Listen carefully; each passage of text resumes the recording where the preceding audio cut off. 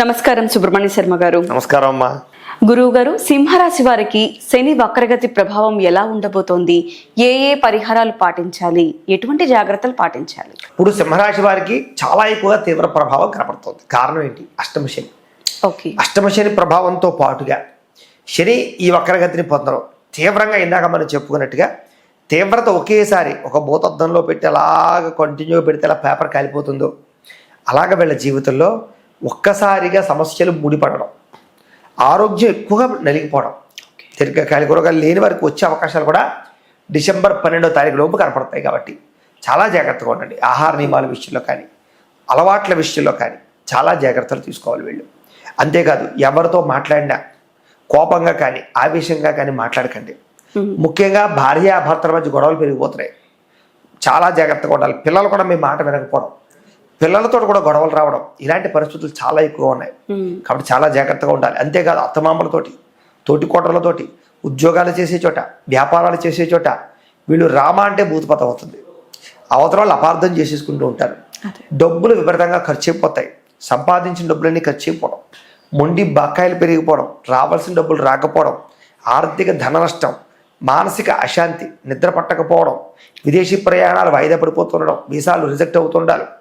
విదేశాల్లో ఉండే వాళ్ళకైతే కనుక ఉద్యోగపరమైన అనేక ఒడిదుడుకులు, ఉద్యోగం పోయేటటువంటి పరిస్థితులు రావడం, ఈ ప్రభావాలు ఎక్కువగా చూడబోతున్నారు. కాబట్టి వీళ్ళందరూ ఎక్కువ కేర్ తీసుకోవాలి.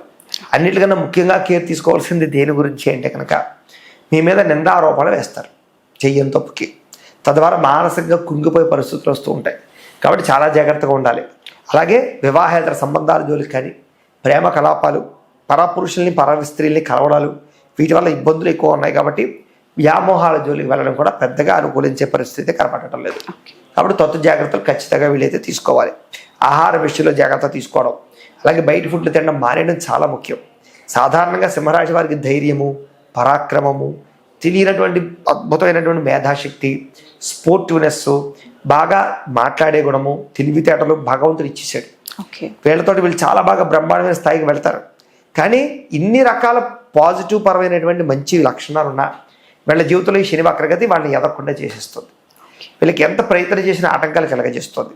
కాబట్టి ఖచ్చితంగా జాతకం చూపించుకుని మీరు date of birth, time, place of birth, పేరు మాకు పంపిస్తే నేను జాతకం చూసి ఈ అష్టమ శని వల్ల ఎంత తీవ్రత ప్రభావం ఉంది, శని ఏ దశలో నడుస్తున్నాడు, ఏ గ్రహంలో నడుస్తున్నాడు, లేదా ఏ గ్రహంలో ఉన్నాడు, ఏ దశ నడుస్తుందో చెప్తుంటాం.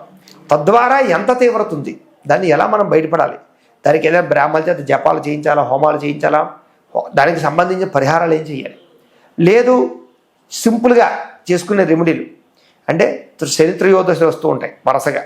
ప్రతి శని త్రయోదశికి తైలాభిషేకాలని, సంపూర్ణ శని దోష పరిహార శాంతి కార్యక్రమాలు చేయించుకుంటూ ఉండడం, నువ్వులు దానిస్తుండడం, దాంతోపాటుగా చిమ్మిల నైవేద్యం పెడుతుండడం, నువ్వుల నూనెతో ప్రతి శనివారం దీపం పెడుతూ ఉండడం, అలాగే శనిగ్రహ స్తోత్రాన్ని పారాయణ చేసుకుంటుండడం, నీలాంజన సమాభాసం రవిపుత్రం యమాగ్రజం ఛాయా మార్తాండ సంభూతం తమ్ నమామి శనైశ్చరం అనేటటువంటి శ్లోకం ఉంటుంది.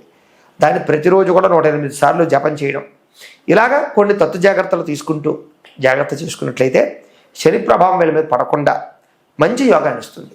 లేదా మాలాంటి వాళ్ళకి ఫోన్ చేస్తే మేము దానికి జపాలు చేసి, హోమాలు చేసి, ప్రసాదాలు పంపిస్తూ ఉంటాం.